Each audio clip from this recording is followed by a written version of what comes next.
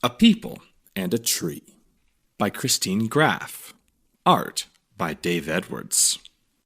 Hundreds of years ago, babies born to the Northwest Coast Native Americans slept in cradles made of cedar wood. They snuggled under blankets and wore diapers made from cedar bark. As the babies grew, they came to understand how important the cedar tree was to their way of life.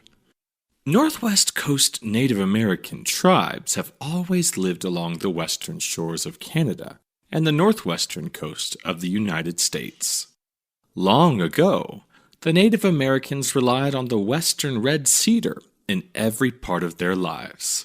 It was so important to them that they called it the Tree of Life. The Native Americans used the cedar trees with care and respect. Of the hundreds of things they made from the trees, only a few used up whole trunks. Trunks were taken only for special purposes, such as house or canoe building. Amazingly, the Native Americans had learned how to take bark, roots, and branches without killing the tree. Bark. Large pieces of the cedar's outer bark were cut into strips to make boxes and other kinds of containers. Narrow strips were woven into mats, which were used for bedding, room dividers, and tablecloths. The inner bark would be pounded with a stone until it was soft and fluffy. It would also be shredded using tools made of whale or deer bone. Women worked on pieces of inner bark until they were soft enough to make diapers and crib padding. Before taking bark, women said special prayers of thanks to the tree. They knew how much bark they could take without harming the cedar.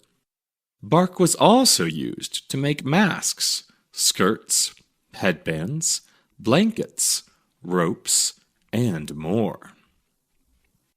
Wood.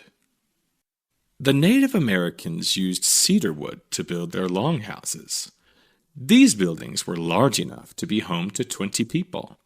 Whole trees were cut down to provide the large logs needed for house beams.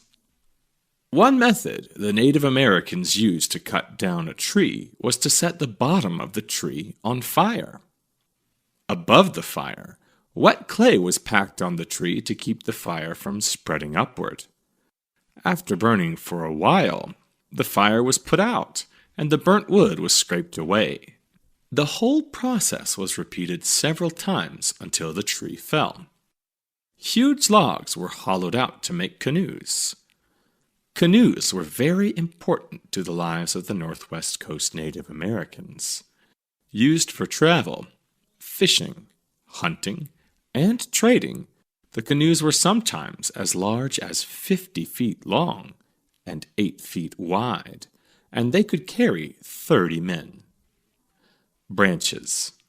Cedar trees have special thin branches called withes.